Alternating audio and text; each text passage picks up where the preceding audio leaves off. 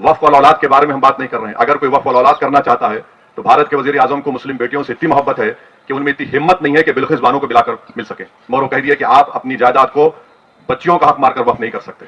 दूसरे धर्म में आप अपनी पूरी जायदाद को अपने भगवान या अपनी आस्था की बुनियाद पर दे सकते हैं, मगर यहां पर यह कानून बना दिया गया। अफसोस यह है कि सुप्रीम कोर्ट ने उस पर भी स्टे नहीं दिया, तो वक्फ और औलाद भी नहीं होगा। और वक्फ इवैक्यू प्रॉपर्टीज जो वेस्टर्न यूपी में, चंडीगढ़ में, पंजाब हरियाणा ज्यादा है, अब उसका मालिक कलेक्टर बन गया। और ये मत समझिए कि कलेक्टर सर्वे करेगा। अब जब कलेक्टर सर्वे करेगा तो कलेक्टर रियासती हुकूमत के मातहत काम करता है, और कलेक्टर ऐसा सर्वे करके बोलेगा ये प्रॉपर्टी नहीं है वक्फ की। तो अगर आप बुनियादी तौर पर हम ये कह सकते हैं कि ये जो सुप्रीम कोर्ट ने इंटरिम स्टे दिया है उससे वक्फ की प्रॉपर्टीज बर्बाद हो जाएंगी, और ये बीजेपी की हुकूमत जहां जहां जिन रियासतों में उनकी हुकूमत है वहां पर वो वक्फ की प्रॉपर्टीज को बर्बाद कर देंगे। और हैरत अंगेज बात यह है कि पार्लियामेंट में डिबेट से 10 मिनट पहले लोकसभा में 4 अमेंडमेंट्स पेश किए गए स्पीकर की इजाजत से।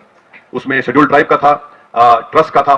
ट्रस्ट इसलिए बनाया गया कि अब कोई प्रॉपर्टी बॉम्बे ट्रस्ट एक्ट के तहत वक्फ है, तो मोदी ने कहा कि मेरे दोस्त को बचाना है। उन्होंने एक यतीम खाने पर अपना आलीशान महल बनाया है, तो उन्होंने कहा कि अब ट्रस्ट जो पहले बनाया गया और अब बनाया जाएगा वक्फ की प्रॉपर्टी नहीं होगी। तो ये पूरा एक मनसूबाबंद तरीके से मुसलमानों की मसाजिद को, वक्फ की जायदादों को छीनने के लिए यह कानून बनाया गया। हम यकीनन उम्मीद कर रहे थे कि सुप्रीम कोर्ट की ये 3 जजेस की बेंच इन तमाम मुतनाज़ात और इलीगल अनकॉन्स्टिट्यूशनल अमेंडमेंट्स पर रोक लगाएगी, मगर एक इसमें इत्मीनान यह है कि ये इंटरिम ऑर्डर है, मगर अब ये नहीं मालूम कि कब सुप्रीम कोर्ट दोबारा इसकी सुनवाई करेगा, उनका राइट है।